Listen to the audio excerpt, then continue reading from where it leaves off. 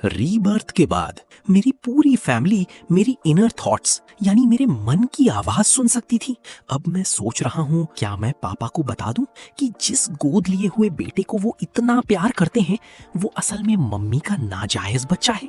मैंने देखा जैसे ही ये बात मेरे दिमाग में आई पापा का हाथ कांपने लगा और उन्होंने झटके से उस कमीने का हाथ छोड़ दिया। या फिर मुझे अपनी दूसरी बहन को भी कुछ नहीं बताना चाहिए जिसे मम्मी ने जानबूझकर एक कामचोर और नाकामयाब इंसान बनाया ताकि वो कभी आगे ना बढ़ सके।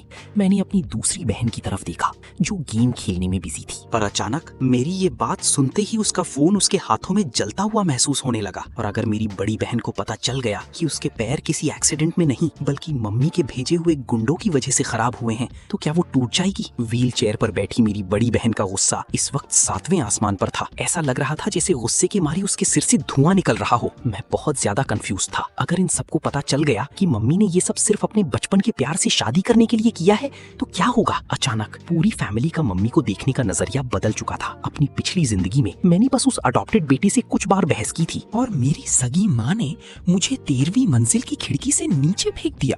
मरने के बाद मेरी आत्मा गायब नहीं हुई बल्कि मैं एक भटकती हुई रूह बनकर मम्मी के पीछे पीछे घूमती रही। और तभी मुझे उनके सारे काले राज पता चले। वो पापा से सिर्फ पैसे और स्टेटस के लिए प्यार का नाटक कर रही थी। असल में वो किसी और से प्यार करती थी और उसका एक बेटा भी था, सोंग जिनजियान। शादी के बाद से ही मम्मी हमारी फैमिली की सारी दौलत हड़पने की प्लानिंग कर रही थी ताकि वो अपने असली प्यार और बेटे के साथ ऐश की जिंदगी जी सकें। लेकिन किस्मत का खेल देखो, मेरी रीबर्थ ठीक उसी दिन हुई जब मम्मी उस सोंग जिनजियान को अनाथालय से हमारे घर लेकर आई थी। मम्मी ने बड़े प्यार से कहा, जिंगियान जल्दी से पापा को नमस्ते करो। सोंग जिंगियान ने डरने का नाटक किया जैसे कोई मासूम हिरण हो। उसकी आस्तीन थोड़ी ऊपर हुई तो उसके हाथ पर चाबुक के निशान थे। पिछली जिंदगी में इसी मासूमियत को देखकर पापा का दिल पिघल गया था और उन्होंने उसे सगे बेटे से भी बढ़कर माना था। लेकिन इस बार जैसे ही पापा ने उसका हाथ पकड़ा मैंने मन में सोचा क्या पापा को बता दूं कि ये मम्मी का नाजायज बेटा है। और तभी पापा का हाथ कांप गया। उन्होंने चौंक कर चारों तरफ देखा और उनकी नजरें सीधे मुझसे आकर मिल गईं। मैंने एकदम मासूम बनने का नाटक किया। पापा को लगा शायद उन्हें कोई वहम हुआ है। तभी कहानी के मुताबिक सोंग जिनजियान को पापा के कंधे पर सिर रखकर रोना था ताकि वो उनका सिंपैथी कार्ड जीत सके और उसने वैसा ही किया। वो पापा के गले लगकर फूट फूट कर रोने लगा। पिछली जिंदगी में पापा ने उसे चुप कराया था लेकिन इस बार पापा की आंखों में एक कतरा आंसू नहीं था। वो बस शौक होकर मुझे घूर रहे थे। पावरफुल आवाज में पापा यानी लू हुआई ने मुझसे पूछा, क्या तुम कुछ कह रही थी? मैंने तुरंत मना कर दिया, नहीं पापा मैंने तो कुछ नहीं कहा। पर तभी मेरे दिमाग में फिर से एक आवाज गूंजी, मैं पापा को कभी नहीं बता सकती कि मेरा पुनर्जन्म हुआ है वरना वो मुझे कोई भूत या मॉन्स्टर समझेंगे। और ये सुनते ही पापा के पैरों तले जमीन खिसक गई। पापा की आंखें फटी की फटी रह गईं। उनके चेहरे पर साफ अविश्वास झलक रहा था। इसी बीच मम्मी आगे बढ़ी और झूठी हमदर्दी दिखाते हुए जिंगियान को दिलासा देने लगी, जिंगियान रोना बंद करो, अब से यही तुम्हारा घर है। फिर वो मेरी तरफ मुड़ी और बोली, लुहाई जाओ जिंगियान को उसका कमरा दिखाओ। मैंने जुबान से तो हाँ कह दिया लेकिन मन ही मन बुदबुदाया, अभी देखना सीढ़ियों से ऊपर जाती ही सोंग जिंगियान खुद नीचे गिर जाएगा और सारा इल्जाम मेरे सर मर देगा कि मैंने उसे धक्का दिया। और बिल्कुल वही हुआ। मेरे साथ आधी सीढ़ियां चढ़ते ही वो अचानक नीचे लुढ़क गया। मम्मी तुरंत भागती हुई आई और सोंग जिनयान को गले लगा लिया। उन्होंने घबराते हुए पूछा, जिनयान क्या हुआ? सोंग जिनयान दर्द का नाटक करते हुए बोला, मम्मी लू हुआई भैया को दोष मत देना, मेरा पैर फिसल गया था और मैं गलती से सीढ़ियों से गिर गया। ये सुनते ही मम्मी ने मुझे बुरी तरह डांटना शुरू कर दिया। लू हुआई, जिनयान अब तुम्हारा छोटा भाई है, तुम उसके साथ ऐसा बर्ताव कैसे कर सकते हो? क्या हमने तुम्हें बचपन से इतना सिर पर चढ़ा रखा है कि तुम्हें लगता है तुम कुछ भी करके बच जाओगी? इसी वक्त पापा वहां आए लेकिन वो मम्मी की तरह बौखलाए हुए नहीं थे। पापा को देखकर सोंग जिनजियान ने तुरंत हमदर्दी बटोरने के लिए कहा, पापा प्लीज भैया को मत डांटिए, मैं जानता हूँ कि वो अभी मुझे एक्सेप्ट नहीं कर पा रहे हैं। आखिर वो अब तक इस घर के इकलौते बेटे थे, मैं उनकी फीलिंग समझ सकता हूँ। पिछली जिंदगी में भी सोंग जिनजियान ने बिल्कुल यही चाल चली थी जिससे पापा के मन में मेरे लिए नफरत पैदा हो गई थी और उन्हें लगा कि मुझ में कोई इंसानियत नहीं है। इसके बाद सोंग जिनजियान लगातार मुझे फंसाता गया और पापा मुझसे इतने निराश हो गए कि सिर्फ उसी को प्यार करने लगे। इस बार मैंने मन में सोचा, अब तो मैं गया, मेरी किस्मत ही खराब है। मम्मी पापा फिर से मुझे सजा देंगे। मैं चाहे जितनी सफाई दे दूं, ये मेरी एक नहीं सुनेंगे। बेहतर यही है कि मैं अपना मुंह बंद ही रखूं। मैंने देखा पापा जिस तरह मुझे देख रहे थे, उनकी आंखों में एक अजीब सा पछतावा और दुख था। और अगले ही पल पापा ने अपना हाथ हवा में लहराया और एक जोरदार तमाचा सीधे सॉन्ग जिंगयान के मुंह पर जड़ दिया। थप्पड़ इतना भारी था कि वो वहीं सुन्न रह गया। मम्मी वहां बुत बनकर खड़ी रह गई। उन्हें समझ ही नहीं आया कि वो क्या रिएक्ट करें। पापा गुस्से में दहाड़े, मैंने अभी अभी अपनी आंखों से साफ देखा है, तुम खुद जानबूझकर नीचे कूदे हो। और तुम्हारी हिम्मत कैसे हुई लू हुआई को फंसाने की? कोई ताज्जुब नहीं कि तुम्हें पहले भी किसी ने गोद लिया था और फिर वापस छोड़ गए। सच ही कहा है, बुरे लोगों की किस्मत खराब होती है, और जिनकी किस्मत खराब होती है वो अंदर से और भी ज्यादा घटिया होते हैं। सॉन्ग जिंजियान को गोद लेना पूरी तरह से मम्मी का ही फैसला था। मम्मी ने पापा से कहा था कि वो जब अनाथालय में चैरिटी का काम कर रही थी तो उन्होंने एक बहुत ही लाचार छोटे बच्चे को देखा। उसे पहले भी किसी ने अडॉप्ट किया था, लेकिन उस परिवार ने उस पर बहुत जुल्म ढाए।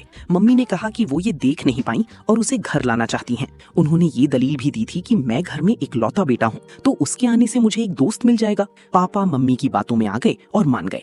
मम्मी और सॉन्ग जिंजियान ने मिलकर हर एक चीज की बहुत तगड़ी प्लानिंग की थी, लेकिन किसने सोचा था कि पहले ही दिन उनका भांडा फूट जाएगा। ये साफ था कि मम्मी ने जानबूझकर पापा के सामने खड़े होकर उनका रास्ता रोका था ताकि पापा सच ना देख पाएं। ये सब बस एक गलत फहमी है, आप भी ना बात का बतंगड़ बना रहे हैं। बच्चे को इस तरह मत डराइए। मम्मी ने बात रफा दफा करने की कोशिश की। पापा मम्मी के इस पूरी प्लान का पर्दाफाश करने ही वाले थे कि अचानक उनके कानों में मेरी मन की आवाज गूंजी। अगर पापा ने अभी मम्मी की पोल खोली तो वो ना सिर्फ साफ मुकर जाएंगी बल्कि सांप भी सतर्क हो जाएगा। वैसे भी कंपनी के बहुत सारी शेयर्स अभी मम्मी के नाम पर ही हैं। ये सुनते ही पापा थोड़े हैरान रह गए। और मेरे दिल की आवाज यही नहीं रुकी। मैंने आगे सोचा और मेरी दोनों बहनें भी पक्का मम्मी का ही साथ देंगी, क्योंकि नॉर्मली मम्मी हमेशा एक प्यारी माँ का नाटक करती हैं और पापा हमेशा सख्त बनते हैं। अगर ये तमाशा ज्यादा बढ़ा तो क्या पता बहनें उल्टा मम्मी की ही मदद करने लगे। पापा बिल्कुल शांत हो गए। शायद उन्हें एहसास हो गया था कि मेरी बातें एकदम सच हैं। उन्होंने बहुत मुश्किल से अपने गुस्से को काबू किया और मम्मी और सॉन्ग जिनियान से बस इतना कहा, मैं ऐसा ड्रामा दूसरी बार नहीं देखना चाहता। सॉन्ग जिनियान ने आज्ञाकारी बच्ची की तरह सिर हिलाया, पर उसका चेहरा अभी भी ऐसा था जैसे दुनिया का सबसे बड़ा जुल्म उसी पर हुआ हो। पापा ने सीधे नौकर को आवाज दी, अंकल वो, इसे इसके कमरे में ले जाओ। अंकल वो तुरंत सॉन्ग जिंगयान को लेकर ऊपर चले गए। मम्मी अभी भी पापा को और सफाइयां देना चाहती थीं, क्योंकि उनका असली मकसद तो पापा से सॉन्ग जिंगयान को सगे बेटे की तरह कबूल करवाना था। लेकिन इस बार पापा ने मेरा हाथ पकड़ा और मम्मी को बिना देखे उनके बगल से सीधे आगे निकल गए। मम्मी बिल्कुल हैरान परेशान होकर पापा की पीठ को निहारती रह गई। आमतौर पर तो वो पापा को थोड़ा सा भी बहला लेती थी तो पापा खुशी से झूम उठते थे। आज अचानक वो उन्हें इस तरह इग्नोर करके कैसे चले गए? मैंने पीछे मुड़कर मम्मी को देखा और मेरे चेहरे पर एक ठंडी मुस्कान आ गई। क्या उन्हें अभी तक अंदाजा नहीं हुआ है कि उनके अच्छे दिन अब खत्म होने वाले हैं? और सिर्फ इसलिए कि मम्मी जिंगयान को थोड़ा ज्यादा प्यार करती हैं, मैं घर में फसाद खड़ा कर रहा हूँ। मुझे बहुत डर लगता है कि पापा कहीं मुझसे नफरत न करने लगे। मैंने देखा ये सुनते ही पापा की आंखें तुरंत लाल हो गईं। वो गहरे दुख और पछतावे से भर चुके थे। उन्होंने मुझसे कहा, लुहुआई तुम मेरे बेटे हो, इस जिंदगी में मेरे लिए सबसे बढ़कर तुम ही हो। पापा की बात ने मेरे दिल को छू लिया। मैं आगे बढ़ा और उन्हें कसकर गले लगा लिया। इसके बाद पापा ने मुझे कुछ भी बोलने के लिए मजबूर नहीं किया। लेकिन उस दिन के बाद मैं साफ देख सकता था कि पापा ने मम्मी और सॉन्ग जिंगियन से एक दूरी बना ली थी। जब भी सॉन्ग जिंगियन पापा चमचागिरी करने की कोशिश करता, पापा उसे पूरी तरह इग्नोर कर देते। जब मम्मी पापा के करीब आने का नाटक करती तो पापा का बर्ताव एकदम ठंडा और रूखा होता। यहाँ तक कि पापा जो पहले कभी कभार ही कंपनी जाया करते थे, अब उन्होंने बहुत रेगुलर जाना शुरू कर दिया था। मैंने नोटिस किया कि मम्मी और सॉन्ग जिंगियन अब अंदर से छटपटाने लगे थे। एक दिन डिनर के बाद वो दोनों एक कोने में छिपकर आपस में कानाफूसी कर रहे थे। सॉन्ग जिंगियन ने दबी आवाज में कहा, मम्मी आपने तो कहा था कि उस इंसान को बहलाना बहुत आसान है, लेकिन मैं चाहे जो कर लूं वो हमेशा मेरे साथ इतने रूखे क्यों रहते हैं? ऐसा क्यों है? मम्मी ने जवाब दिया, मुझे भी समझ नहीं आ रहा कि क्या चल रहा है। ऐसा लग रहा है जैसे वो पूरी तरह से बदल चुके हैं। शायद उनकी उम्र का असर है। उनका मूड आजकल बहुत अजीब रहता है। तुम बस उन्हें इग्नोर करो। कल तुम्हारी दूसरी बहन विंटर ब्रेक के लिए घर आ रही है। वो बिल्कुल दिमाग से पैदल है। तुम बस पहले उसे अपनी तरफ कर लो। सॉन्ग जिंगियान ने मम्मी से वादा किया, मम्मी आप फिक्र मत करो, मैं बहुत जल्द इस घर में लू हुआई की जगह ले लूंगा। एक बार मैं सबका लाडला बन गया, फिर इस परिवार परिवार की जायदाद हड़पना मेरे बाएं हाथ का खेल होगा। उसके बाद हम अपने असली पापा को भी यहाँ ले आएंगे ताकि वो एक आलीशान जिंदगी जी सके। मम्मी ने उसे समझाते हुए कहा। हाँ, परेशान मत हो। लू हुआई तो बस एक नाजुक सा बच्चा है जो हमेशा ऐशो आराम में रहा है। वो मेरा मुकाबला क्या करेगा। मैं बहुत जल्द पूरी फैमिली का दिल जीत लूंगा। सॉन्ग जिनजियान पूरे कॉन्फिडेंस में था। पिछली जिंदगी में सच में ऐसा ही हुआ था। मैंने न सिर्फ सॉन्ग जिनजियान पर कोई शक नहीं किया बल्कि मम्मी के ब्रेन वॉश करने पर उसे अपना सगा भाई मान लिया था। लेकिन उसने पीठ पीछे मेरे खिलाफ ऐसी चालें चली कि पूरी फैमिली मुझे मतलबी समझने लगी और सिर्फ उसे अहमियत देने लगी। लेकिन इस जिंदगी में उसे ये ऐश नसीब नहीं होने वाली। अगले दिन मेरी दूसरी बहन लू मेंगजिया विंटर ब्रेक के लिए घर वापस आ गई। वो 100 किलो की एक मोटी लड़की थी जो कभी एक्सरसाइज नहीं करती थी और उसे सिर्फ जंक फूड खाना पसंद था। वो पढ़ाई लिखाई भी नहीं करती थी, बस पूरा दिन गेम खेलती रहती थी। यहाँ तक कि जिस कॉलेज में वो पढ़ती थी वो भी पैसे देकर खरीदा गया था। बाहर वालों की नजर में मेरी दूसरी बहन एक नंबर की लूजर थी। पापा ने भी कभी नहीं सोचा था कि वो ऐसी निकलेगी, लेकिन उस वक्त उन्होंने अपनी पूरी ताकत मेरी बड़ी बहन लू वांचिंग को आगे बढ़ाने में लगा दी थी। इसलिए दूसरी बहन की जिम्मेदारी ज्यादातर मम्मी पर थी। मम्मी हमेशा उससे कहती थी, तुम्हारी बड़ी बहन पहले से ही पूरे परिवार का बोझ उठा रही है, तुम्हें बस एक अमीर बाप की बेटी बनकर रहना है, तुम्हारे लिए एक बेफिक्र जिंदगी जीना ही काफी है। धीरे धीरे मेरी दूसरी बहन ने अपनी सारी उम्मीदें खो दी और बस खाने पीने और वक्त काटने में लग गई। घर आते ही सॉन्ग जिंगियन सबसे पहले उसका वेलकम करने आगे बढ़ा। वो धीरे से मेरी दूसरी बहन के कान के पास गया और बोला, दीदी मुझे मम्मी ने बताया था कि आपको फ्रेंच फ्राइज, फ्राइड चिकन और स्पाइसी चिकन फीट बहुत पसंद है। मैंने वो सब खरीद कर आपके कमरे में रखवा दिया है, यहाँ तक कि आपकी फेवरेट कोक भी लाकर रखी है। पापा को मत बताना। ये सुनते ही मेरी दूसरी बहन की आंखों में एक चमक आ गई। पापा घर में इन सब चीजों की बिल्कुल इजाजत नहीं देते थे। हर बार जब वो घर आती तो पापा उसका सामान तक चेक करते थे ताकि वो ये सब ना खा सके। पहले मम्मी छिपकर ये सब लाती थी और अब सॉन्ग जिंगियन लाया था। मैं साफ महसूस कर सकता था कि मेरी दूसरी बहन के दिल में सॉन्ग जिंगियन के लिए बहुत प्यार जाग गया था, जब तक कि उसने मेरे दिल की आवाज नहीं सुन ली। अपनी दूसरी बहन और सॉन्ग जिंगियन को इतना करीब आते देख मैंने अपना मुंह बनाया और मन ही मन सोचा, दूसरी बहन पहले से ही इतनी मोटी है और अभी भी उसे वो कबाड़ खाना है। क्या वो सच में जिंदगी भर एक मोटी भैंस बनकर रहना चाहती है? और तभी मैंने देखा कि मेरी दूसरी बहन का वो हंसता हुआ मोटा चेहरा अचानक वहीं जम गया। उसने अपना सिर घुमाया और फटी आंखों से मुझे घूरने लगी। मैंने मन ही मन सोचा, एक 3 साल के बच्चे को भी पता होता है कि ज्यादा जंक फूड खाना सेहत के लिए जहर है। क्या दीदी ने कभी ये नहीं सोचा कि मम्मी और सॉन्ग जिंजियान जानबूझकर उन्हें ये सब चीजें खाने के लिए क्यों उकसाते रहते हैं? तुम क्या बकवास कर रहे हो? मेरी दूसरी बहन ने गुस्से में मुझसे पूछा। मैंने कुछ नहीं कहा। मेरे चेहरे पर एकदम मासूमियत थी। मेरी दूसरी बहन भी थोड़ी हैरान थी क्योंकि उसने सच में मुझे अपना मुंह खोलते हुए नहीं देखा था। लेकिन अगले ही पल उसे फिर से मेरे मन की आवाज सुनाई दी। शायद मुझे दूसरी बहन को कुछ नहीं बताना चाहिए। मम्मी जानबूझकर उन्हें एक नाकामयाब और बेकार इंसान बना रही हैं ताकि वो लाइफ में कुछ ना कर सके। मेरी दूसरी बहन की आंखों में अब गुस्से से ज्यादा शौक था। मैंने अपने दिमाग में सोचना जारी रखा, लेकिन दूसरी बहन सच में इतना जंक फूड खाती रही तो एक दिन उन्हें फूड पाइप का कैंसर हो जाएगा और जब वो मरेंगी तो उनके शरीर में सिर्फ हड्डियों का ढांचा बचेगा। ये सुनते ही मेरी दूसरी बहन की आंखें फटी की फटी रह गईं। वो पूरी तरह सन्न होकर मुझे देख रही थी। मैं वहां से मुड़ा और आगे बढ़ने लगा। चलते चलते मैंने सोचा, जाने दो, दूसरी बहन को मम्मी और सॉन्ग जिनियान के करीब ही रहने दो। वैसे भी अब सॉन्ग जिनियान इस घर में आ गया है तो वो मुझसे तो प्यार करने से रही। लू हुआई, मेरी दूसरी बहन ने मुझे पीछे से आवाज दी। मैंने अपना सिर घुमाया। अरे क्या हुआ दूसरी बहन? मेरी दूसरी बहन एक पल के लिए हिचकिचाई। शायद वो सोच रही थी कि कहीं उसे कोई वहम तो नहीं हो रहा। फिर वो बोली, मैं तुम्हारे लिए एक गिफ्ट लाई हूँ। सॉन्ग जिंगियन के इस घर में आने से पहले मैं ही सबका लाडला था। परिवार का हर इंसान मुझे सिर पर बिठा कर रखता था, यहाँ तक कि मेरी ये जिद्दी दूसरी बहन भी। मैं धीरे धीरे उसके पास गया। मेरी दूसरी बहन ने मेरे हाथ में लिमिटेड एडिशन स्नीकर्स, शूज का एक बॉक्स थमा दिया और पूछा, तुम्हें पसंद आए? हाँ, मैंने सिर तो हिलाया पर मेरी आवाज में वो एक्साइटमेंट नहीं थी। मैंने मन ही मन बुदबुदाया, अभी तो ये मुझसे इतने प्यार से बात कर रही हैं, लेकिन बहुत जल्द ये सिर्फ सॉन्ग जिनियान की होकर रह जाएंगी। यहाँ तक कि ये जूते भी मुझसे सॉन्ग जिनियान छीन लेगा। ऐसा कैसे हो सकता है? ये तो मैंने तुम्हारे लिए खरीदे हैं। मेरी दूसरी बहन ने अभी अपना मुंह खोला ही था कि तभी बीच में टपकते हुए सॉन्ग जिनियान बोल पड़ा, वाह, मैंने अपनी पूरी जिंदगी में इतने खूबसूरत स्नीकर्स कभी नहीं देखे। ऐसा लग रहा है जैसे मैं कोई सपना देख रहा हूँ। मेरी दूसरी बहन ने थोड़ी चिढ़कर सॉन्ग जिनियान की तरफ देखा। सॉन्ग जिंगियान ने अपने चेहरे पर झूठी तारीफ का नाटक लाते हुए कहा, लू हुआई भैया कितने लकी हैं, दूसरी दीदी आपके लिए कितनी अच्छी हैं। अगर मेरे पास बास्केटबॉल खेलने के लिए ऐसे कूल जूते होते तो मैं दुनिया का सबसे खुशनसीब लड़का होता। पिछली जिंदगी में सोंग जिंगियान ने इसी मासूम और लाचार ड्रामे का इस्तेमाल करके मेरी दूसरी बहन का दिल जीता था। तब दीदी ने बड़े बड़प्पन में मुझसे कहा था कि ये स्नीकर्स मैं सोंग जिंगियान को दे दूं, वो मेरे लिए बाद में दूसरी खरीद देंगी। लेकिन असलियत में वो जूते देने के बाद दीदी ने मेरे लिए कभी दूसरे जूते नहीं खरीदे। उनका मेरे लिए जो भी प्यार था वो सब सोंग जिंगियान ने धीरे धीरे चुरा लिया था। इस बार मैंने अपनी दूसरी बहन के कुछ बोलने का इंतजार नहीं किया।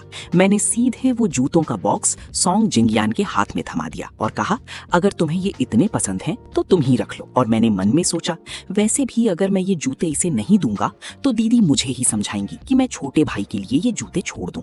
मैं उन्हें किसी मुश्किल में नहीं डालना चाहता।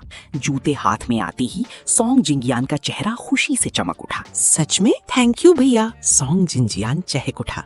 लेकिन ठीक उसी पल मुझे याद आया और मैंने मन में सोचा, अरे मैं तो भूल ही गया था, ये कमीना जानबूझकर अभी इन जूतों को गंदा करेगा और फिर मेरी पिछली जिंदगी की तरह सारा इल्जाम मुझ पर लगा देगा। जैसे ही मैंने शू बॉक्स उसके हाथों में दिया और अपना हाथ पीछे खींचा, वो बॉक्स सीधे नीचे जमीन पर जा गिरा। बॉक्स के अंदर से जूते निकलकर पास के ही एक कीचड़ की गड्ढे में जा गिरे। उसी वक्त सोंग जिंजियान ने रोने का नाटक करते हुए एक चीख मारी, इतने सुंदर जूते ये कैसे गंदे हो गए?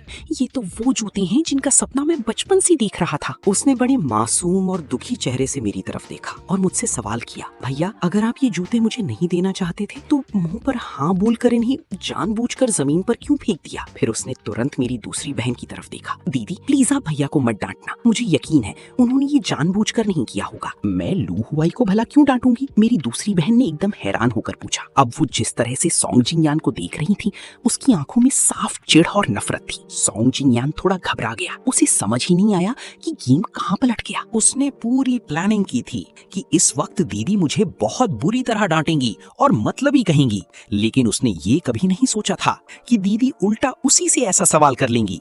उसके रटे रटाए सारे डायलॉग उसके गले में ही अटक कर रह गए। दीदी ने गुस्से में कहा, तुमसे एक जूतों का डिब्बा तक लपका नहीं गया तो इसमें पूरी गलती तुम्हारी है। अगर किसी को डांट पड़नी चाहिए तो वो तुम हो। मैं भला लू हुआई को क्यों ब्लेम करूं? लेकिन जब वो मुझे ये दे रहे थे तो उन्होंने जानबूझकर इन्हें जमीन पर फेंका था। सोंग जिंगियान ने दबी आवाज में अपनी सफाई देने की कोशिश की। मैंने तुरंत बड़े दिल वाले बनने का नाटक किया। कोई बात नहीं दीदी, मैं इसका बुरा नहीं मानूंगा। तुम्हारी हिम्मत कैसे हुई उसका बुरा मानने की? और वैसे भी तुम्हारा हक क्या बनता है किसी बात का बुरा मानने का?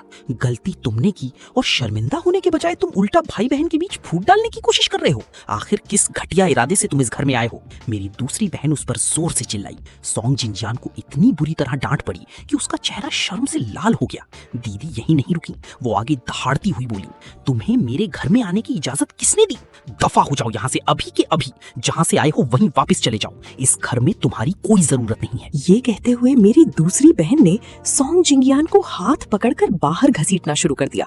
सोंग जिंगियान इतना डर गया कि वो दर्द और डर के मारे बुरी तरह चीखने लगा। असल में मम्मी ने जानबूझकर उन दोनों को अकेला छोड़ दिया था ताकि सोंग जिंगियान मेरी दूसरी बहन को अपनी बातों में फंसा सके। इसलिए वो कमरे से बाहर थी और पापा भी कंपनी गए हुए थे और अभी तक घर नहीं लौटे थे। लेकिन घर में इतना बड़ा तमाशा सुनकर मम्मी तुरंत भागती हुई आई। ये सब क्या चल रहा है लू मेंगजिया? तुम अपने छोटे भाई के साथ ऐसा बर्ताव कैसे कर सकती हो?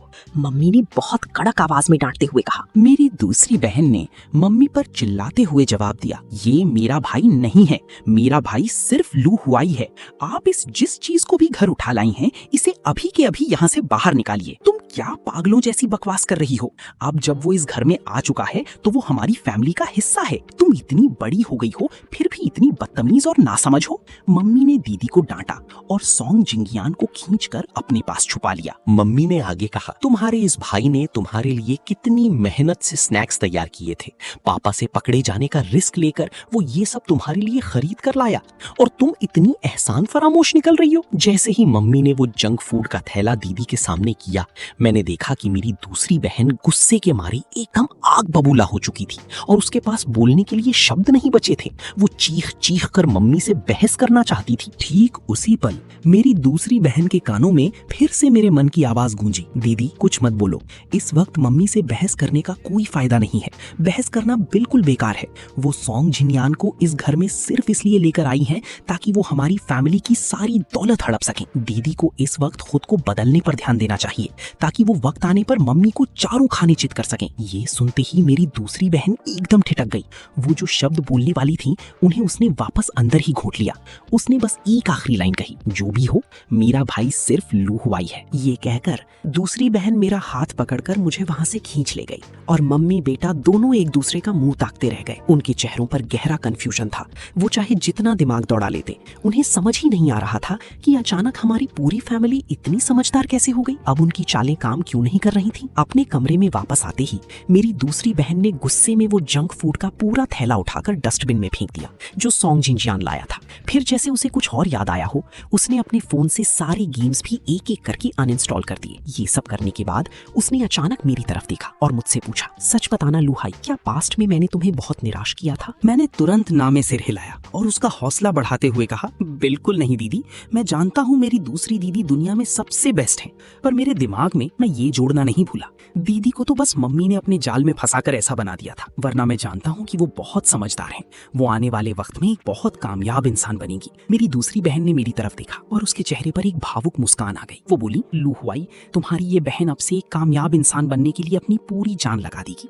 मैं वादा करती हूँ कि फ्यूचर में तुम्हें कोई छू भी नहीं पाएगा। हाँ दीदी, मुझे आप पर पूरा भरोसा है। मैंने पूरे जोश के साथ सिर हिलाया।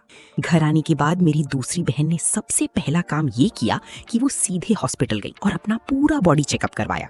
इसके बाद उसने एक पर्सनल ट्रेनर हायर किया और अपना वेट लॉस प्लान तैयार किया। वजन घटाने के साथ साथ दीदी ने वापस अपनी किताबें उठा ली। उसने एक पर्सनल ट्यूटर रखा और स्कूल लेवल से दोबारा सब कुछ पढ़ना शुरू कर दिया।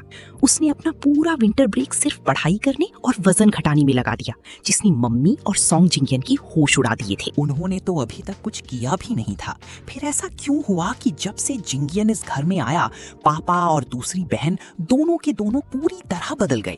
पापा जो पहले कंपनी नहीं जाते थे और सब कुछ मम्मी के भरोसे छोड़ रखा था, उनकी वजह से मम्मी कंपनी के लोगों को अपने वश में करने और पूरा कंट्रोल अपने हाथ में लेने के बिल्कुल करीब थी। लेकिन जैसे ही पापा अचानक कंपनी में वापस पहुंचे, जो शेयर होल्डर्स और बड़े अधिकारी पहले मम्मी की तरफ झुक रहे थे, उन्होंने मम्मी को घास डालना बंद कर दिया। मम्मी गुस्से के मारे खून के घूंट पीकर रह गईं।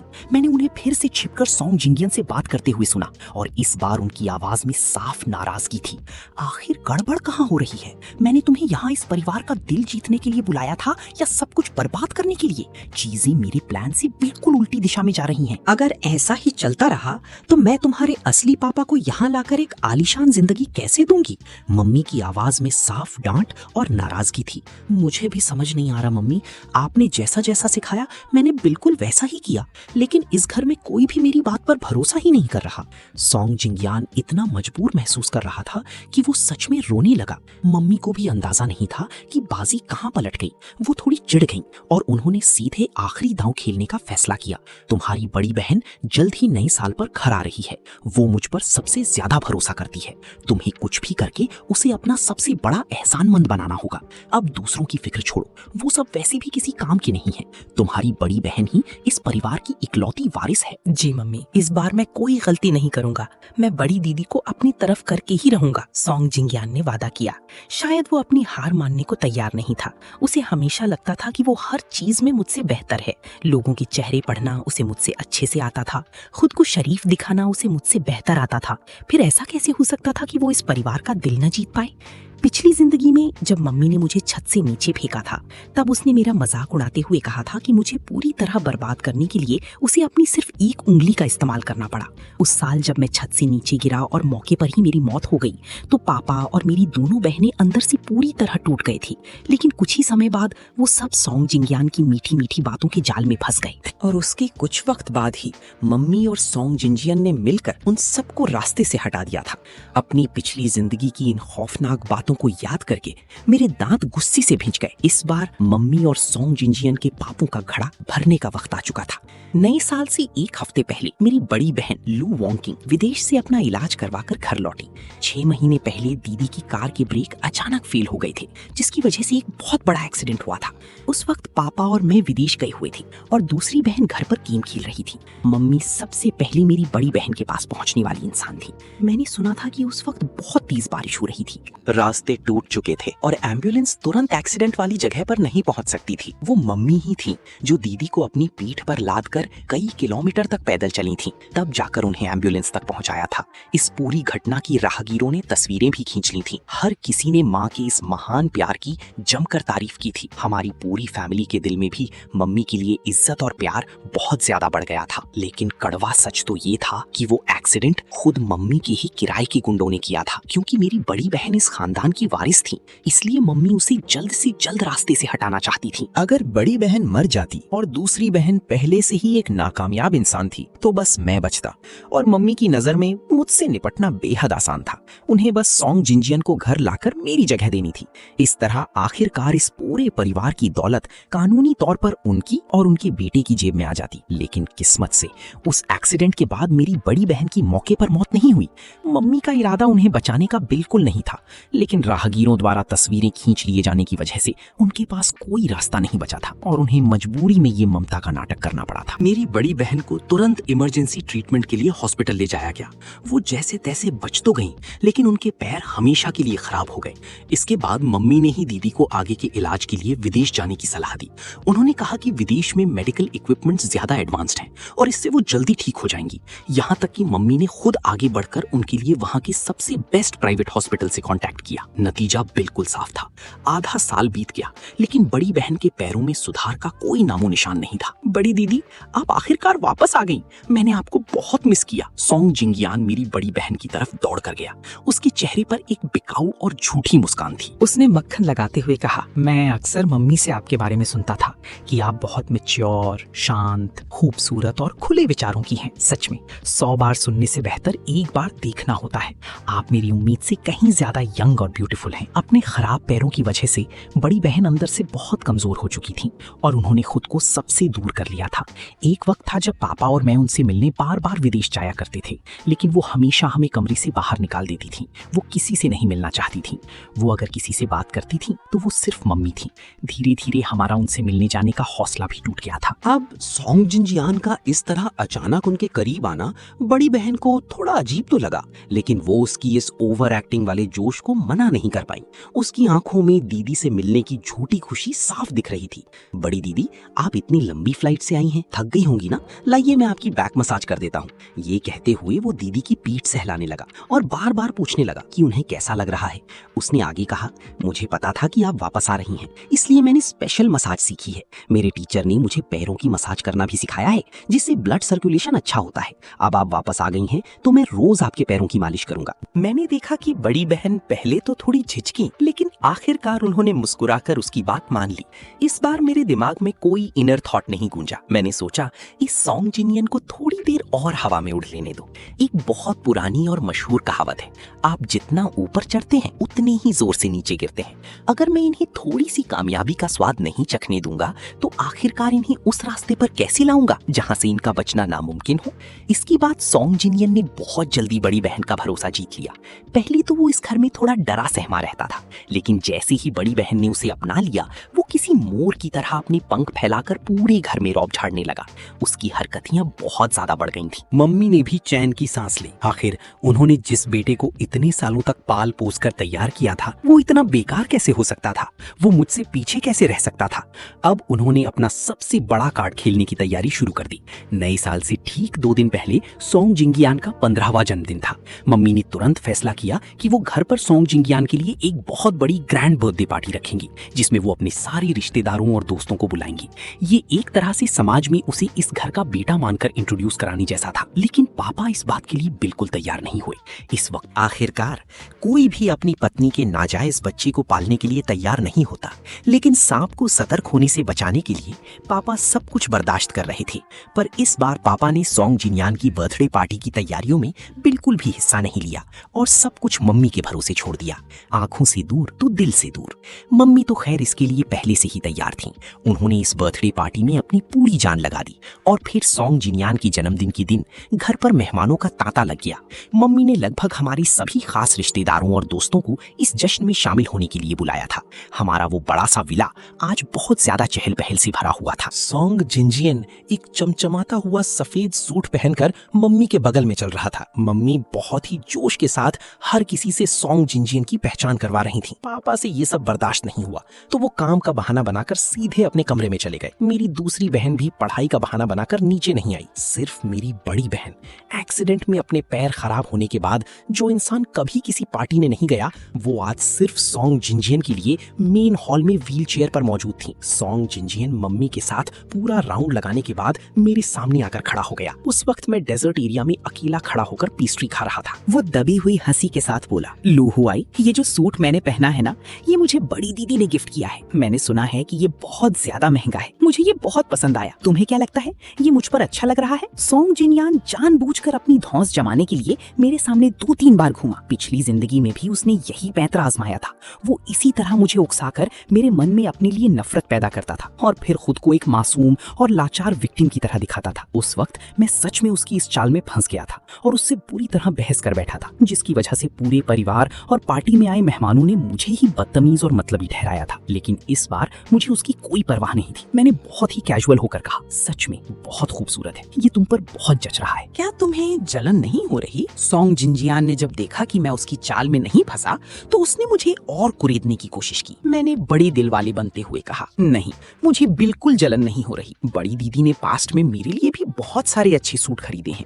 आज तुम्हारा बर्थडे है तो उन्होंने तुम्हारे लिए एक खरीद दिया, इसमें जलन कैसी? मुझे लगा तुम अपसेट हो जाओगी, उसने आगे कहा। मैंने सुना था कि इन पिछले कुछ दिनों में तुम बड़ी दीदी के सबसे ज्यादा करीब रहने की कोशिश कर रही थी। बड़ी दीदी चाहती थी कि मैं इस परिवार में अच्छे से घुल मिल जाऊं, इसलिए वो काफी समय से मेरे साथ वक्त बिता रही हैं। मुझे डर था कि कहीं तुम बुरा ना मान जाओ। अच्छा हुआ तुम नाराज नहीं हो, मैंने तुम्हें गलत समझा था। वैसे भी तुम अब बड़ी दीदी पर उतना डिपेंड नहीं रहते। ठीक इसी वक्त मेरी बड़ी बहन अपनी व्हीलचेयर को घुमाते हुए हमारी तरफ आ रही थी।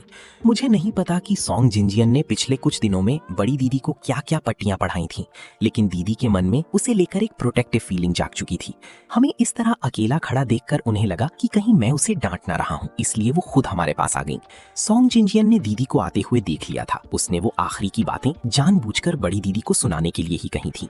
वो बस दीदी को ये जताना चाहता था कि मेरे दिल में उनके लिए उतना प्यार और जुड़ाव नहीं है जितना उसके दिल में है। मैंने एकदम नासमझ बनने का नाटक किया और उससे पूछा, क्या मम्मी ने ये नहीं कहा था कि तुम अभी अभी इस घर में आए हो, इसलिए सबको तुम्हारा खास ख्याल रखना चाहिए? तो क्या अब मैं भी तुम्हारी तरह बदतमीज बन जाऊं और हक जताने लगूं, जो हर वक्त बड़ी दीदी को सिर्फ अपने पास रखना चाहता है? सॉन्ग जिनजियान मेरी इस बात से एक पल के लिए सकपका गया, लेकिन सिर्फ 1 सेकंड के लिए। अगले ही पल वो अपनी ढिठाई पर उतर आया और उल्टा मुझ पर ही इल्जाम लगाने लगा। क्या तुम मुझ पर बड़ी दीदी को खुद से दूर करने का ब्लेम लगा रहे हो?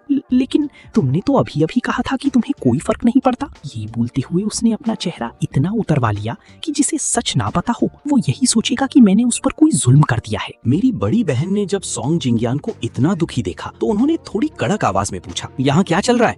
कुछ नहीं दीदी, सॉन्ग जिंगियान ने बेहद लाचार बनकर कहा, मैं आपसे अपनी लिमिट्स का पूरा ध्यान रखूंगा। लू हुआई भैया, प्लीज आप मुझसे नाराज मत होइए। मैं इस घर में आप सबके साथ घुलने मिलने आया हूँ, किसी का घर उजाड़ने नहीं। इस ड्रामे को अपनी दूसरी जिंदगी में दोबारा सुनने के बाद भी मैं अपनी हंसी नहीं रोक पाया। आखिर कोई इंसान इतना ज्यादा बेशर्म कैसे हो सकता है कि ऐसी बातें मुंह पर बोल दे। जैसे ही मेरी बड़ी बहन ने अपना सिर दूसरी तरफ घुमाया, उसने फुर्ती से अपना पैर पीछे छिपाया और चुपके से अपने पैंट के कपड़े को नीचे से थोड़ा सा फाड़ दिया, जिससे उसकी जांग का हिस्सा थोड़ा दिखने लगा।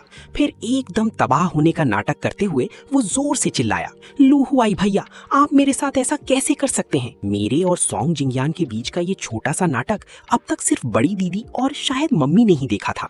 मम्मी ने आज की रात के लिए बहुत तगड़ी तैयारी कर रखी थी। जैसे ही सॉन्ग जिंगियान ने वो चीख मारी, हॉल में मौजूद हर एक मेहमान का ध्यान हमारी तरफ खींचा चला आया।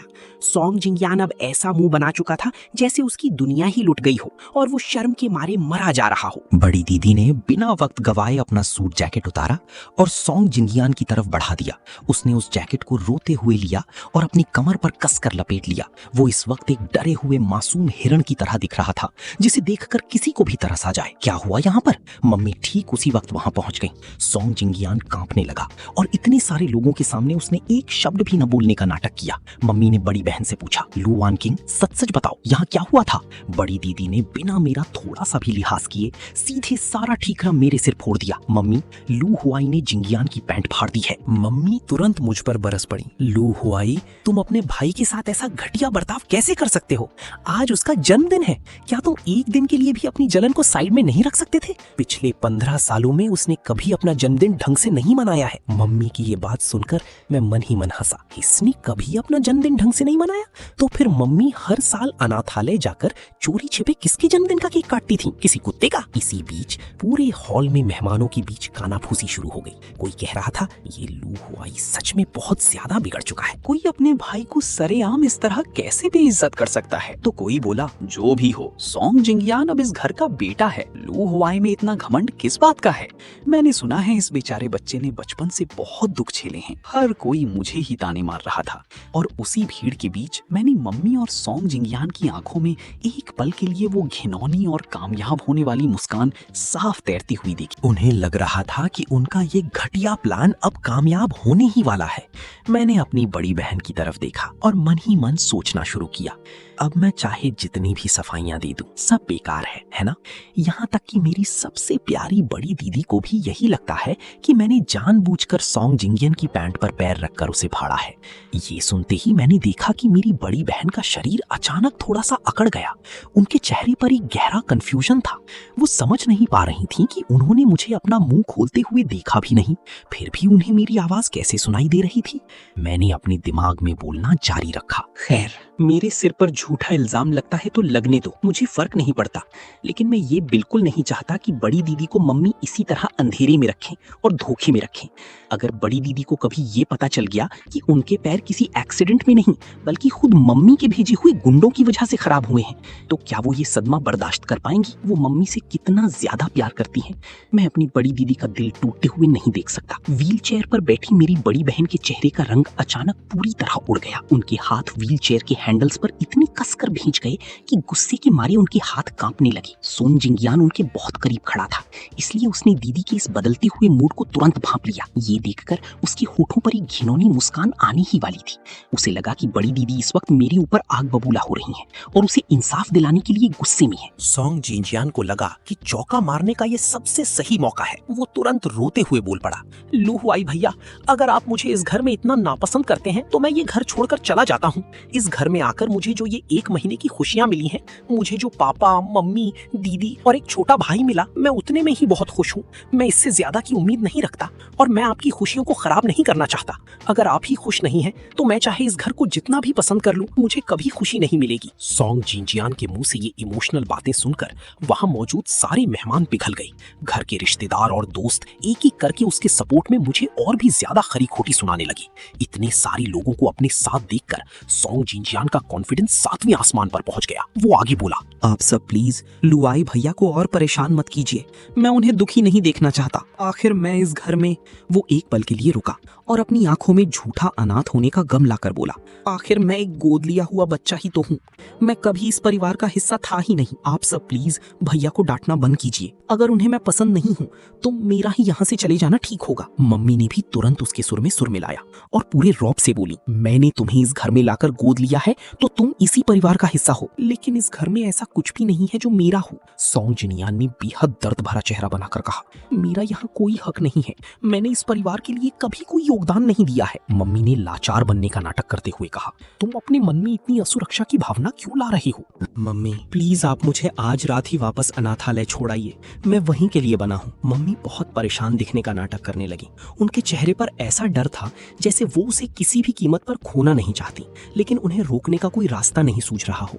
वो इस वक्त सख्ते में आई बिल्ली की तरह छटपटा रही थी। अगर मैंने ये सब अपनी पिछली जिंदगी में एक बार पहले ना देखा होता तो मैं भी आज उनकी इस एक्टिंग के जाल में पक्का फंस जाता। मम्मी को तो सच में किसी फिल्म में होना चाहिए था, ऑस्कर अवार्ड मिल जाता उन्हें। पिछले 10 से ज्यादा सालों से हमारे लू परिवार के सामने उनकी एक्टिंग एकदम परफेक्ट रही है। असल में ये मेरी सगी माँ है ही नहीं। मेरी सगी माँ की मौत एक एक्सीडेंट में हो गई थी जब मैं 1 साल का भी नहीं था। तब मम्मी पापा की कंपनी में एक मामूली सी लो लेवल मैनेजर हुआ करती थी। जब उन्हें पता चला कि पापा विधुर हैं तो वो हाथ धोकर उनके पीछे पड़ गई। शुरुआत में पापा ने उन पर बिल्कुल ध्यान नहीं दिया क्योंकि वो मेरी सगी माँ की यादों में खोए रहते थे, लेकिन मम्मी के पैंतरों के आगे पापा टिक नहीं पाए। मम्मी ने मुझसे और मेरी दोनों बहनों से नजदीकियां बढ़ानी शुरू कर दी। वो हमारे साथ इतना अच्छा बर्ताव करती थी कि पापा, दीदी और मैं, हम सब उनके इरादों को समझ ही नहीं पाए। जब मैं 3 साल का था तो मुझे बहुत तेज बुखार आया था। माँ की मौत के बाद पापा अकेले ही पूरी कंपनी संभाल रहे थे। उस दिन कंपनी में कोई इमरजेंसी थी जिसकी वजह से पापा वहां से निकल नहीं सकते थे। उस रात मम्मी ने खुद आगे बढ़कर मुझे हॉस्पिटल ले जाने की जिम्मेदारी उठाई। जब पापा अपना काम खत्म करके हॉस्पिटल पहुंचे तो उन्होंने देखा कि मम्मी मुझे गोद में लिए हॉस्पिटल के बेड पर ही सो रही थी। 2 साल की इस लगातार कोशिश के बाद आखिरकार पापा का दिल पिघल गया। यहाँ तक कि मेरी सगी माँ के मायके वालों ने भी पापा को सलाह दी कि वो मम्मी को अपना ले। आखिरकार पापा ने अपने सारे शक दूर किए और दोनों ने शादी कर ली। शादी के वक्त मम्मी ने सबके सामने कसम खाई थी कि वो जिंदगी भर पापा से प्यार करेंगी, मेरा और मेरी बहनों का ख्याल रखेंगी और पूरी जिंदगी हम तीनों को ही अपने बच्चे मानेंगी। मम्मी ने अपनी बात लाजवाब तरीके से निभाई भी। 10 सालों से ज्यादा का वक्त बीत गया लेकिन उन्होंने कभी दूसरा बच्चा पैदा नहीं किया। एक वक्त था जब पापा के मन में आया कि उनका और मम्मी का भी एक बच्चा होना चाहिए ताकि मम्मी का अपना कोई सगा खून इस दुनिया में हो, लेकिन मम्मी ने साफ मना कर दिया, ये कहते हुए कि हम तीनों बच्चे ही उनका सगा खून है और वो इतने में ही बहुत खुश हैं। उनका ये रूप देखकर पापा ने कभी उन पर दबाव नहीं डाला बल्कि उनके दिल में मम्मी के लिए प्यार और ज्यादा बढ़ गया। बाद में हम तीनों भाई बहन भी उन्हें मम्मी कहकर बुलाने लगी। बाहर वालों की नजर में मम्मी बहुत वफादार और महान थी।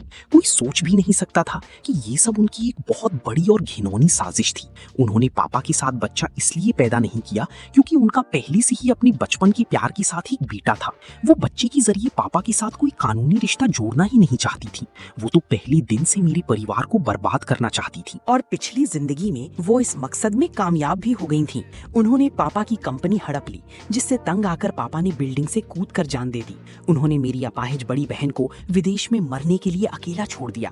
उन्होंने मेरी दूसरी बहन को बीमारी से तड़प तड़प कर मरते हुए देखा और मुझे तो उन्होंने खुद अपने हाथों से छत से नीचे फेंक कर मार डाला था। ठीक इसी पल हॉल में से अचानक कोई मेहमान जोर से चिल्लाया, अरे ये तो बहुत सिंपल है। अगर सॉन्ग जिनजियान को इस घर में सेफ फील नहीं हो रहा है तो उसे एक सेंस ऑफ सिक्योरिटी दे दीजिए, उसे लू ग्रुप के कुछ शेयर्स दे दीजिए। एक बार उसके पास कंपनी के शेयर्स आ गए तो फिर कौन माई का लाल कह सकता है कि वो इस परिवार का हिस्सा नहीं है। जिस इंसान ने अभी अभी ये बात कही थी उसे मम्मी ने पहले से ही मोटी रकम देकर रिश्वत खिला रखी थी। वो उनके प्लान का ही हिस्सा था। मैं मन ही मन हंसा कि इनका खेल अब और आगे नहीं जा पाएगा। नहीं, मैं ये शेयर्स बिल्कुल नहीं ले सकता। सॉन्ग जिनजियान ने तुरंत मना करने का नाटक किया। उसके चेहरे पर इस वक्त दुनिया भर की लाचारी और समझदारी साफ दिख रही थी। पिछली जिंदगी में ये शेयर्स पापा ने खुद उसे दिए थे। पापा ने सॉन्ग जिनजियान पर तरस खाकर उसे कंपनी के 10% शेयर्स दे दिए थे। उस वक्त पापा के पास खुद सिर्फ 30% शेयर्स थे और सॉन्ग जिनजियान को देने के बाद उनके पास सिर्फ 20% ही बचे थे। बाकी के शेयर्स में से 20% मेरी बड़ी बहन के पास थे, 20% मम्मी के पास और बाकी बचे 30% बाहर के छोटे शेयर होल्डर्स में बटे हुए थे। पिछली जिंदगी में मम्मी ने अपने 20% और सॉन्ग जिनजियान के 10% शेयर्स को मिलाकर चुपके से बाहर के शेयर होल्डर से भी कुछ शेयर्स खरीद लिए थे। बाद में उन्होंने बड़ी दीदी को भी मजबूर करके उनसे 10% शेयर्स हड़प लिए और इस तरह वो लू ग्रुप की सबसे बड़ी शेयर होल्डर बन बैठी थी। लेकिन इस बार पापा वहां मौजूद नहीं थे। मैंने देखा कि मम्मी ने अब अपनी नजरें सीधे मेरी बड़ी बहन पर टिका दी। उन्होंने बड़ी मासूमियत से पासा फेंका, वन किंग, मैंने आज तक तुमसे कभी कुछ नहीं मांगा। तुम भी जानती हो कि मेरे पास जो शेयर्स हैं वो सिर्फ इसलिए हैं ताकि मैं कंपनी में मजबूत बनी रहूं और तुम्हारे पापा का काम में हाथ बटा सकूं। अभी तुम वैसे भी घर पर रहकर अपना इलाज करवा रही हो और काम नहीं देख रही हो, तो तुम बस अपनी 10% शेयर्स अभी के लिए जिंग्यान को दे दो। मैं बाद में इसकी भरपाई करने का कोई ना कोई रास्ता निकाल लूंगी। उन्होंने ये बात इतनी कैजुअल तरीके से कही जैसे ये कोई बहुत मामूली बात हो। उन्हें पूरा यकीन था कि दीदी उन्हें कभी मना नहीं करेंगी। और वो मना करती भी क्यों? अभी कुछ देर पहले ही तो बड़ी दीदी ने सॉन्ग जिंग्यान को बचाने के लिए मुझे सबके सामने डांटा था। उनके मुताबिक दीदी का सॉन्ग जिंग्यान को शेयर्स देना मुझे सबक सिखाने का सबसे अच्छा तरीका था। मम्मी को लग रहा था कि बड़ी दीदी चाहकर भी मना नहीं कर पाएंगी, लेकिन उनका ध्यान इस तरफ बिल्कुल नहीं गया कि पापा और मेरी दूसरी बहन भी अब सीढ़ियों से नीचे आ चुके थे। पक्का अंकल वू ने ऊपर जाकर उन्हें इस तमाशे की खबर दे दी थी। पापा और दूसरी बहन को डर था कि कहीं मैं यहाँ अकेला ना पड़ जाऊं, इसलिए वो भागते हुए नीचे आए थे। और ठीक इसी नाजुक मोड़ पर पूरी फैमिली के कानों में एक बार फिर मेरे मन की आवाज गूंजी, अगर बड़ी दीदी ने अपने शेयर्स इस सॉन्ग जिंग्यान को दे दिए तो मम्मी हमारे परिवार की पूरी दौलत हड़पने की एक कदम और करीब पहुंच जाएंगी। असल में बड़ी दीदी के पैर ऐसे नहीं है कि वो कभी ठीक ही ना हो सके। सच तो ये है कि मम्मी ने कभी उनका इलाज करवाने की कोशिश ही नहीं की। विदेश के वो सारे डॉक्टर्स जानबूझकर मम्मी ने ही सेट किए थे ताकि दीदी कभी ठीक ना हो पाए। मैं बहुत कंफ्यूज्ड हूँ। अगर इन सबको पता चल गया कि मम्मी ने ये सब सिर्फ अपने बचपन के प्यार से शादी करने के लिए किया है तो क्या हमारा ये परिवार पूरी तरह बिखर जाएगा? ये सुनते ही मैंने देखा कि पूरी फैमिली का मम्मी को देखने का नजरिया अब पूरी तरह बदल चुका था। मेरी बड़ी बहन गुस्से के मारे इस वक्त थर थर कांप रही थी। ऐसा लग रहा था जैसे वो गुस्से में अभी ब्लास्ट हो जाएंगी। इस बीच सॉन्ग जिनियन अभी भी बड़ी दीदी के सामने शरीफ बनने की एक्टिंग कर रहा था। मम्मी, मैं ये शेयर्स नहीं लूंगा। मैं भला बड़ी दीदी के शेयर्स कैसे ले सकता हूँ? दीदी, आप मम्मी की बात मत सुनिए, मैं इतना मतलबी नहीं हूँ। ये कहते हुए वो जबरदस्ती बड़ी दीदी का हाथ पकड़ने के लिए आगे बढ़ा, लेकिन जैसे ही उसने दीदी के हाथ को छुआ एक जोरदार पटाखे जैसी आवाज आई। बड़ी दीदी ने पूरी ताकत से उसे ऐसा धक्का दिया कि वो बुरी तरह लड़खड़ाकर सीधे जमीन पर जा गिरा। ये देखकर वहां मौजूद हर एक मेहमान सन्न रह गया। यहाँ तक कि खुद सॉन्ग जिंगियान भी इतना शॉक था कि दर्द से रोने का नाटक करना भी भूल गया। मम्मी ने सबसे पहले रिएक्ट किया। उनके चेहरे पर साफ अविश्वास था। लू वांकिंग, तुम ये क्या कर रही हो? तुम जिंगियान के साथ ऐसा बर्ताव कैसे कर सकती हो? क्या तुमने कोई गलत दवा खा ली है? मेरी बड़ी बहन ने एक तीखी मुस्कान बिखेरी और मम्मी को ऐसी नजरों से घूरा जैसे वो वहीं उनके 100 टुकड़े कर देंगी। मैंने तुरंत आगे बढ़कर बड़ी दीदी का हाथ थाम लिया और मन ही मन सोचा, दीदी के पास अभी मम्मी के खिलाफ कोई पक्का सबूत नहीं है, कोई उनकी बात पर यकीन नहीं करेगा। उल्टा सबको यही लगेगा कि हमारा परिवार मिलकर इस सॉन्ग जिनियान को प्रताड़ित कर रहा है और मम्मी की वजह से हमारे खानदान की इज्जत मिट्टी में मिल जाएगी। इस सॉन्ग जिनियान की औकात ही क्या है जो इसके लिए हम अपनी बदनामी कराएं? वैसे भी घर में सीसीटीवी कैमरे लगे हैं, बस अभी की फुटेज चेक कर लो, साफ पता चल जाएगा कि सॉन्ग जिनियान मुझे फंसा रहा है या नहीं। मैंने देखा कि मेरी ये बात सुनते ही दीदी ने बहुत मुश्किल से अपने गुस्से पर काबू पाया। मम्मी अभी भी लगातार चिल्लाए जा रही थीं और दीदी को डांट रही थीं कि एक्सीडेंट के बाद से उनका स्वभाव बहुत चिड़चिड़ा और खराब हो गया है।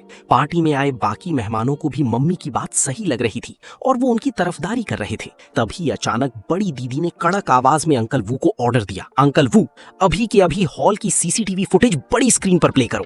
जैसे ही सॉन्ग जिंगियान ने सिक्योरिटी फुटेज का नाम सुना, उसके पैरों तले जमीन खिसक गई। वो बुरी तरह पैनिक करने लगा। उसने तुरंत घबराकर मम्मी की तरफ देखा। मम्मी भी अंदर से बुरी तरह हिल चुकी थी। उन्होंने बात को दबाने के लिए कहा, अचानक सीसीटीवी फुटेज देखने की क्या जरूरत है? बड़ी दीदी ने उन्हें पूरी तरह इग्नोर कर दिया। ये देखकर मम्मी गुस्से में चिल्लाई, मैंने कहा ना, कोई कैमरा चेक नहीं होगा, इस घर के फैसले मैं लेती हूँ। तभी पापा की दमदार और रोबीली आवाज गूंजी जिसने उन दोनों को अपनी जगह पर जमा दिया, जाओ फुटेज लेकर आओ। सॉन्ग जिनियन ने जब देखा कि अब बाजी पूरी तरह हाथ से निकल चुकी है तो वो हड़बड़ाकर जमीन से खड़ा हुआ और बोला, अगर बड़ी दीदी और इस घर का कोई भी इंसान मुझे पसंद नहीं करता तो मैं खुद ही यहाँ से चला जाता हूँ। मैं अभी जा रहा हूँ। जब तक मेरे भाई की बेगुनाही साबित नहीं हो जाती तब तक इस घर से एक परिंदा भी बाहर नहीं जाएगा, बड़ी दीदी ने पूरी ताकत से दहाड़ते हुए कहा। भले ही उनके पैर खराब हो चुके थे, लेकिन वो पापा की देखरेख में पली बढ़ी इस खानदान की असली वारिस थीं। उनका खौफ और रुतबा पापा से कम नहीं था। वो तो बस एक्सीडेंट के सदमे ने उन्हें कुछ समय के लिए शांत कर दिया था। दीदी की आवाज सुनकर सॉन्ग जिनजान की बोलने की हिम्मत नहीं हुई। मम्मी ने भी कई बार मुंह खोलने की कोशिश की, पर आखिरकार उन्हें चुप ही रहना पड़ा। सीसीटीवी फुटेज स्क्रीन पर प्ले हुई। वहां मौजूद हर एक इंसान ने अपनी आंखों से साफ साफ देखा कि कैसे सॉन्ग जिनजान ने खुद जानबूझकर अपनी पैंट फाड़ी थी और फिर रोने का नाटक करके सारा इल्जाम मेरे सिर मढ़ दिया था। पल भर में पूरा सीन पलट गया। अब भले ही मेहमान उसे मुंह पर गालियां न दे रहे हों, लेकिन वहां खड़ी हर एक आंख उसे हिकारत से देख रही थी। वो चाहे जितना भी शर्म हो, इस वक्त वो अंदर तक शर्मिंदा हो चुका था। इसे यहाँ से बाहर निकालो। पापा ने ज्यादा बहस न करते हुए सीधे शब्दों में कहा, मैं दोबारा कभी इसका मनहूस चेहरा नहीं देखना चाहता। नहीं पापा, मैं कहीं नहीं जाऊंगा। जैसे ही सॉन्ग जिंगियान ने सुना कि उसे घर से निकाला जा रहा है, वो पूरी तरह टूट गया और पागलों की तरह रोने लगा। उसे अभी अभी तो इस आलीशान महल जैसी जिंदगी की आदत हुई थी। अभी तो उसे लू खानदान का छोटा शहजादा होने का रुतबा मिला था। वो इस ऐशो आराम को छोड़कर जाने के लिए किसी भी कीमत पर तैयार नहीं था। वैसे भी इतने सालों में मम्मी को हमेशा पकड़े जाने का डर रहता था, इसलिए वो चोरी छिपे सॉन्ग जिनजियान और उसके असली पापा को ज्यादा पैसे नहीं दे पाती थी। सॉन्ग जिनजियान ने अपने असली बाप के साथ जो तंगी की जिंदगी जी थी, वो हमारे इस आलीशान विला के सामने कुछ भी नहीं थी। मुझसे बहुत बड़ी गलती हो गई गई पापा, मैं आगे से ऐसा कभी नहीं करूंगा। प्लीज मुझे सिर्फ एक आखिरी मौका दे दीजिए। सॉन्ग जिनजियान फूट फूट कर रो रहा था, लेकिन अफसोस, अगर सबने उसकी असलियत अपनी आंखों से न देखी होती तो शायद लोग एक बार फिर उसकी इस लाचार ड्रामे के जाल में फंस जाते। पापा ने उसकी तरफ एक नजर देखना भी गवारा नहीं किया और कड़क आवाज में बोले, इसे यहाँ से ले जाओ, इसे इस घर को और गंदा मत करने दो। सॉन्ग जिंगियान ने अब रोते हुए मम्मी के सामने हाथ जोड़े। मम्मी प्लीज मुझे बचाइए। मम्मी कोई बेवकूफ नहीं थी, वो अच्छी तरह जानती थी कि सॉन्ग जिंगियान अब उनके किसी काम का नहीं रहा और उसका पत्ता कट चुका है, इसीलिए उन्होंने तुरंत उससे अपना पल्ला झाड़ लिया। वो नाटक करते हुए बोली, मुझे सच में उम्मीद नहीं थी कि तुम इतने गिरे हुए इंसान निकलोगे। मैंने तुम्हें पहचानने में बहुत बड़ी भूल कर दी। मैं तुम्हें अभी इसी वक्त इस घर से बाहर निकालती हूँ। इसके बाद वो पापा की तरफ मुड़ी और बोली, मुझे सच में अंदाजा नहीं था कि ये लड़का इतना बड़ा ड्रामेबाज है। मैं इसे तुरंत अनाथालय वापस छोड़ आती हूँ। प्लीज आप गुस्सा मत होइए। पापा मन ही मन धीरे से मुस्कुराए। इस वक्त मम्मी को देखना किसी सर्कस के नाचते हुए जोकर को देखने जैसा था। मम्मी को लगा कि पापा बस उस पल के गुस्से में हैं, इसलिए उन्होंने ज्यादा दिमाग नहीं लगाया और सॉन्ग जिनियन को तुरंत वहां से लेकर चली गई। भले ही मम्मी अपने उस बचपन के प्यार और इस सगे बेटे से बहुत प्यार करती थी, लेकिन उनके लिए दौलत और पैसा उस प्यार से कहीं बढ़कर था, वरना वो पैसे के लिए अपने पहले पति और बच्चे को कभी नहीं छोड़ती। इसलिए इस बार घर से लात खाने के बाद सॉन्ग जिनियन की जिंदगी नर्क बनने वाली थी, क्योंकि मम्मी इस नाकामी का सारा ठीकरा उसी के सिर फोड़ने वाली थी। खैर, हमारे परिवार के लिए ये बात जरूरी नहीं थी। हमारे लिए सबसे जरूरी ये था कि मम्मी को दाने दाने के लिए मुहताज कैसे किया जाए और उन्हें उनके पापों की सजा कैसे दिलाई जाए। सॉन्ग जिंगियान को बाहर छोड़ने के बाद मम्मी ने सबसे पहला काम ये किया कि सारे मेहमानों के सामने हमारे पूरे परिवार से हाथ जोड़कर माफी मांगी। उन्होंने खुद को बहुत शर्मिंदा और बेकसूर दिखाने का पूरा ढोंग रचा। वो बोली कि उन्हें भी नहीं पता था कि सॉन्ग जिंगियान ऐसा घटिया लड़का है। वो खुद उसके धोखे का शिकार हो गई। उन्होंने उसे इतना प्यार दिया, इसलिए आज उनका दिल पूरी तरह टूट गया है। पापा ने बात को बीच में काटते हुए बस इतना कहा, इस पूरे ड्रामे में सबसे ज्यादा नुकसान लू हुआई का हुआ है। सॉन्ग जिंगियान उसे सरेआम फंसाने ही वाला था। मम्मी ने लगातार सिर हिलाते हुए हाँ में हाँ मिलाया। हाँ, बिल्कुल सही कहा आपने। सबसे ज्यादा दुख लू हुआई को ही पहुंचा है। ये सब मेरी गलती है बेटा, मुझे माफ कर दो। मम्मी आपसे वादा करती है कि आगे से मैं कभी ऐसी भावुक होकर किसी बच्चे को गोद नहीं लूंगी। तुम ही मम्मी की इकलौती बेटी हो। मेरा मन तो हुआ कि मैं उनके मुंह पर जोर से हंस दूं, पर मैंने खुद को रोक लिया। तभी पापा ने अपना पासा फेंका। चूंकि तुम्हारी वजह से बच्चे को इतनी ठेस पहुंची है, तो सिर्फ इन खोखली बातों से काम नहीं चलेगा। तुम्हें उसे कोई ठोस मुआवजा, कंपेंसेशन देना चाहिए। ठीक है फिर लू हुआई बेटा, तुम ही बताओ तुम्हें क्या चाहिए। मम्मी तुम्हें वो सब कुछ देगी जो तुम मांगोगे। मम्मी ने अपने चेहरे पर पूरी सच्चाई लाने का नाटक किया। मैंने बहुत ही मासूम बनकर उनसे पूछा, मम्मी जो मांगूंगा वो दोगी? हाँ बिल्कुल बेटा।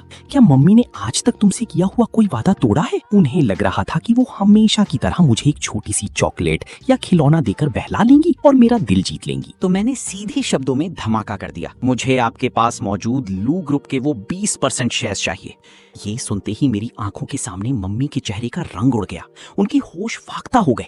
काफी देर तक सन्न रहने के बाद वो हकलाते हुए बोली, लेकिन बेटा तुम तो अभी सिर्फ 14 साल के हो, इस उम्र में शेयर्स तुम्हारे किस काम के? मैंने फौरन दांव खीला।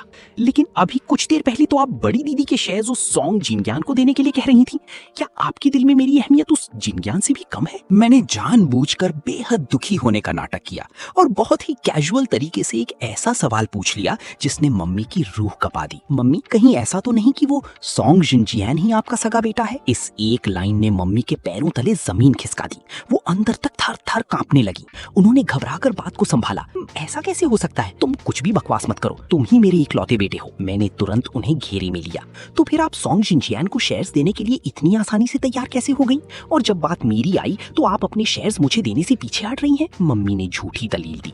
बेटा वो तो मैं सिर्फ कंपनी में तुम्हारी पापा की मदद करने के लिए कह रही थी। पापा ने तुरंत बात काटते हुए कहा, उसकी कोई जरूरत नहीं है। वांग चिंग ने अभी अभी कंपनी ज्वाइन करने के लिए हामी भर दी है। मम्मी को अपने कानों पर यकीन नहीं हो रहा था। उन्हें पूरा भरोसा था कि पैर खराब होने के बाद मेरी बड़ी बहन जिंदगी भर के लिए डिप्रेशन में चली जाएगी और कभी खड़ी नहीं हो पाएगी। बड़ी दीदी ने एक एक शब्द पर जोर देते हुए कहा, इस घर की बड़ी बेटी होने के नाते लिए अब परिवार की जिम्मेदारियां संभालना मेरा फर्ज है। दीदी की ये बात सुनकर मम्मी गुस्से के मारे अपने दांत पीसने लगी। वो साफ तौर पर शेयर्स नहीं देना चाहती थी, लेकिन उन्हें मना करने का कोई बहाना नहीं मिल रहा था। मैंने उनकी तरफ बहुत उम्मीद भरी नजरों से देखते हुए पूछा, तो मम्मी क्या अब आप मुझे वो शेयर्स दे सकती हैं? आपने ही तो कहा था ना कि मैं जो मांगूंगा आप वो सब कुछ देने को तैयार हो। इस वक्त पूरे हॉल में मेहमानों की भारी भीड़ थी और सबकी नजरें मम्मी पर ही टिकी हुई थी। अगर वो इस मोड़ पर मना करती तो समाज में उनका सारा मान सम्मान और बनाई हुई इज्जत एक पल में मिट्टी में मिल जाती। उन्होंने गुस्से में अपने होंठ भींचे। वो इस वक्त सबके सामने बगावत करने की हिम्मत नहीं कर सकती थी। उनके हिसाब से अगर वो आज सबके खिलाफ जाती हैं तो उनके हाथ में सिर्फ ये 20% शेयर्स रह जाएंगे, लेकिन अगर वो अभी शांत रहती हैं तो आगे चलकर बाजी पलटने का एक मौका मिल सकता था। उन्होंने इस मुकाम तक पहुंचने के लिए अपनी जिंदगी के इतने साल दांव पर लगाए थे। वो इतनी आसानी से हार कैसे मान सकती थी? मम्मी ने बहुत मुश्किल से कड़वा घूंट पीते हुए कहा, ठीक है, मैं देने को तैयार हूँ। मैंने बहुत खुश होने का नाटक करते हुए पूछा, मम्मी तो क्या आप मुझे अपने पास मौजूद वो पूरे 20% शेयर्स देने वाली हैं? मम्मी ने तुरंत सौदेबाजी करने की कोशिश की। बेटा, तुम्हारे लिए 10% शेयर्स ही काफी हैं। अभी कुछ देर पहले मैंने तुम्हारी बड़ी दीदी से भी तो सोंग जिंगयान को उतने ही शेयर्स देने को कहा था। मैंने फिर से उदास चेहरा बनाया और उनके दिल पर चोट करते हुए कहा, मम्मी क्या आपके दिल में सच में मेरी अहमियत उस सोंग जिंगयान से ज्यादा नहीं है?